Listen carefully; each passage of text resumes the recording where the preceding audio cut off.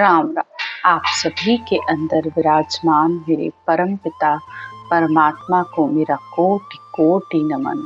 हमारा सुखराम जी महाराज के ग्रंथ में विट्ठल राव का संवाद चल रहा है। सतगुरुदेव से ज्ञान चर्चा करते हुए राजा विट्ठल राव ने बहुत से प्रश्न किए थे और ये भी पूछा था कि ये आत्मा अब संसार में आ गई तो अब ये वापस परमात्मा में जाकर कैसे मिलेगी, उसकी विधि क्या है, उसका भेद क्या है। तो सतगुरुदेव कहते हैं कि 5 तत्वों और 3 गुणों के मेल से ये आत्मा संसार में आ तो गई, लेकिन अपने कर्मों की पोटली अपने साथ लेके आ गई और जैसा जैसा उसने कर्म किया था उस जगह उसे वैसा ही भोगने के लिए स्थान मिल गया या घर मिल गया, परिवार मिल गया। लेकिन अब वो परमात्मा में मिलना चाहती है तो कैसे मिले, क्योंकि हर जगह 3 लोक का ज्ञान फैला हुआ है। संसार में सिर्फ वेदों, शास्त्रों और पुराणों का ज्ञान दिया हुआ है या ज्यादा से ज्यादा पूर्ण काल यानी परब्रह्म परमात्मा तक की भक्ति का ज्ञान है, यानी श्वासों को ऊपर ब्रह्मांड में चढ़ाकर उस ब्रह्म तक की प्राप्ति का साधन है। इस केवल ज्ञान का साधन हर जगह नहीं है। अब जिसको जिसको जो मिला उसने वो अपना लिया, तो भक्ति भी मिली, ज्ञान भी मिला, लेकिन परमात्मा की प्राप्ति नहीं हो सकी, उस परम मोक्ष की प्राप्ति नहीं हो सकी। और परम मोक्ष की प्राप्ति के लिए तो संसार में सिर्फ एक ही ज्ञान है जिसे केवल ज्ञान कहा गया है, यानी केवल यानी सिर्फ परमात्मा में मिलने का ज्ञान है और वो औधाधारी संतों के पास है। ये परमात्मा का बनाया हुआ नियम है कि संसार में माया का ज्ञान और परमात्मा प्राप्ति का ज्ञान अलग अलग है। जिसको जो चाहिए वो उस ज्ञान को अपना ले और ऐसा ज्ञान बहुत ही विरली जगह पर मिलता है। तो विट्ठल राव ने ये भी पूछा था कि ये इस ज्ञान को क्यों नहीं जानते हैं। संसार में इतने बड़े बड़े ज्ञानी हैं, पंडित हैं, वे इस ज्ञान को क्यों नहीं जानते हैं। तो सतगुरुदेव ने उसका भी उत्तर दिया है, नहीं नहीं दोष ज्ञानियों को भाई, कुदरत कला न जाने रे, करनी शकल जगत का बंधन, ताकू ताण बखाने रे। क्योंकि संसार में ज्ञानी पंडित सब वेदों का, शास्त्रों तक के ही ज्ञान को पढ़ते हैं और वो ही सारा संसार को सुनाते हैं। इसमें किसी का भी दोष नहीं है, क्योंकि जो चीज ज्यादा दिखती है वही तो अपनाई जाती है। तो इसमें उनकी कोई गलती ही नहीं है, उनको ये ज्ञान मिला ही नहीं है, क्योंकि वो इतना सूक्ष्म ज्ञान है कि इतनी जल्दी किसी की बुद्धि पर आता भी नहीं है। अगर सुन भी रहा होता है ना, तब भी वो उसको इतने मन से नहीं अपना पाता है। हाँ, जो आत्मा चेतन होती है, जागृत होती है, जिसे अंदर निज मन से परमात्मा प्राप्ति की चाहत होती है, तो वो तो चेतन यानी एकदम से उस ज्ञान को सुनती है और खड़ी हो जाती है कि हाँ, मुझे ये ज्ञान चाहिए, मुझे इसी से ही मोक्ष की प्राप्ति होगी, और वो लगन से उस ज्ञान को करने लगती है। नहीं तो सुनकर भी वो उठकर चले जाते हैं और विश्वास नहीं करते हैं। तो सतगुरुदेव आज इसी बात का उत्तर देते हुए कहते हैं, रटने की विधि टाल के साजन करे अनेक, से सब हद का ख्याल है नाना विध कर देख।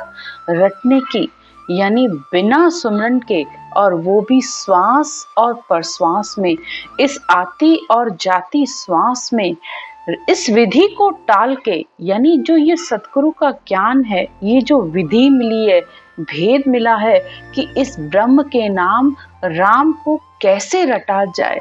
अगर इसको छोड़ के तुम अनेकों तरीके के साधन करने में लगे हुए हो, जप तप तीर्थ यज्ञ हवन इसमें करने में लगे हुए हो, तो ये सब हद के ख्याल हैं, यानी ये 3 लोकों के सुख के ही साधन हैं। इससे परम पद यानी परमात्मा के देश की आपको प्राप्ति नहीं होगी।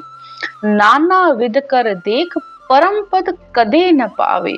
नाना विध यानी अनेकों तरीके की विधियां अपना लो, हठ योग कर लो, सांख्य योग कर लो, अष्टांग योग कर लो, शरीर को अनेकों तरीके के कष्ट देते रहो, लेकिन परम पद की प्राप्ति नहीं होती है।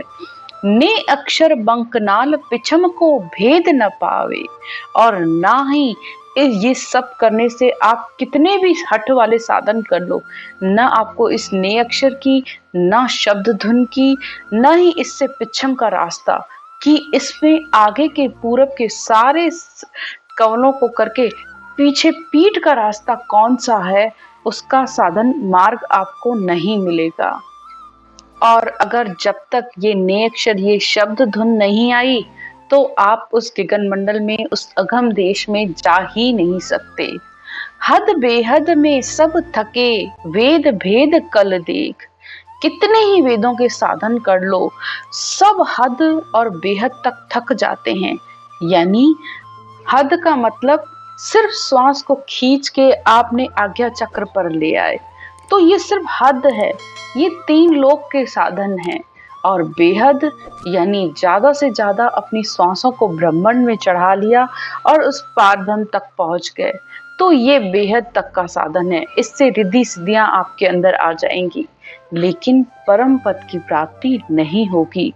तभी तो सद्गुरुदेव बार बार एक ही बात कह रहे हैं, रटने की विधि टाल के साजन करे अनेक। तो कितने ही साधन कर लो, सब हद या बेहद तक के हैं। यानी बहुत ज्यादा साधना कर ली तो आपको ज्यादा से ज्यादा रिद्धि सिद्धियां मिल जाएंगी। आगे कहते हैं, बाहर क्रिया जाप सो, यारी हद लग दौड़। बेहद पहुंचे ध्यान ओ, पूरम सोहंग मोड़। पूरब सोहंग मोड़, पवन पीवे नर कोई। वे पहुंचे बेहद भंवर, जहां गुफा होई। तो बाहर के जितने भी क्रिया कर्म जब आप करते हो, इसका फल 3 लोक में मिलता है। यानी इस संसार में आपको सब सुख सुविधाएं मिलेंगी। और पूरब का यानी शंखनाल का जप अजपा का ध्यान बेहद यानी ब्रह्मांड तक आप पहुंचते हो, तो उससे रिद्धि सिद्धि प्रकट हो जाएगी। वो श्वास को खींच के ऊपर भ्रिकुटी में चढ़ा देते हैं, तो ये योग मार्ग का साधन है। सुख रामदास बेहद परे, ये नहीं पावे ठोर। यानी इस हद और बेहद से आगे का ज्ञान क्या है, ये नहीं जानते हैं। बाहर क्रिया जाप सो, यारी हद लग दौड़। तो बेहद का ज्ञान मार्ग अपना के आप भंवर गुफा तक भी पहुंच गए, लेकिन उसको लांग नहीं सके, 10वें द्वार को खोल नहीं पाए और फिर वापस आ गए। अब यहाँ आप हद और बेहद का मतलब भी बहुत अच्छे से समझ लीजिए। हद का मतलब सामान्य तौर से हम कहते हैं ना, एक सीमा तक। यानी आप हद का ज्ञान से आपको ज्यादा से ज्यादा आपने जप किए, तप किए, क्रिया की या कोई साधन किया, तो उसको आपने 3 लोगों के सुख प्राप्त कर लिए। यानी धन का, परिवार का, पत्र का या संपत्ति, बस यहीं तक। यानी जितना साधन किया उतनी प्राप्ति हो गई। और बेहद का ज्ञान, जैसे अब इस माया के सुख से आगे जिस आत्मा को थोड़ी चेतनता होगी, तो वो ईश्वर प्राप्ति के लिए फिर रास्ता ढूंढता है, तो उसमें फिर पार ब्रह्म का ज्ञान आ जाता है। यानी उस ब्रह्म को कैसे जाना जाए, तो वह योग साधना के मार्ग अपना लेता है। यानी अपनी श्वास को मूलाधार से ऊपर की तरफ ले जाते हुए, खींचते हुए वह ब्रह्मांड की ओर ले जाता है, सहस्त्रार चक्र तक भी पहुंच जाता है। तो ये है बेहद। यानी वह हद के ज्ञान से ऊपर उठकर बेहद तक के ज्ञान तक तो आ गया। बहुत अच्छा है। यहाँ तक भी जो आत्मा पहुंची है वह धन्यवाद की पात्र है कि उसने संसार के माया के सुख को छोड़कर परमात्म सुख के लिए कुछ तो किया।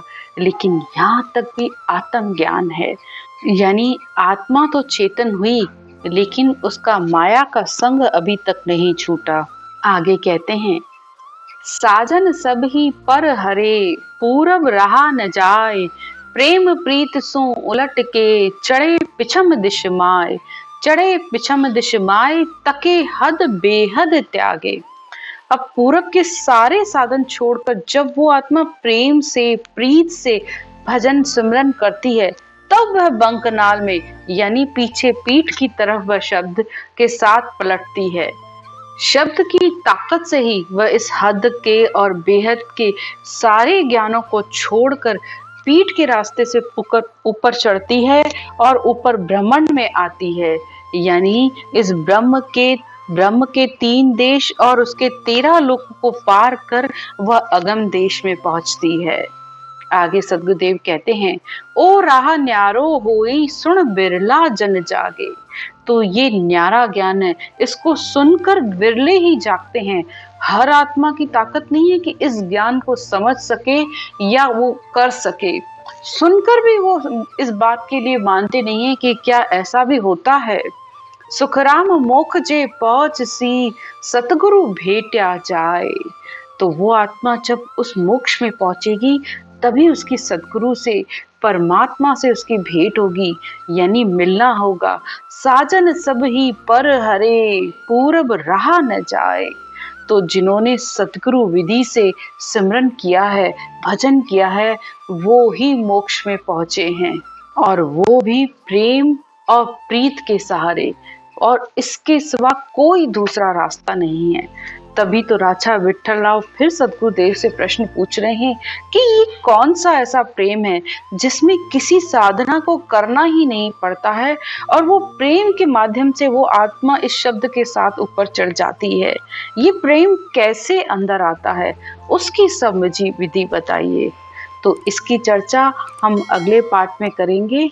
आज की ज्ञान की चर्चा यहीं तक। राम राम।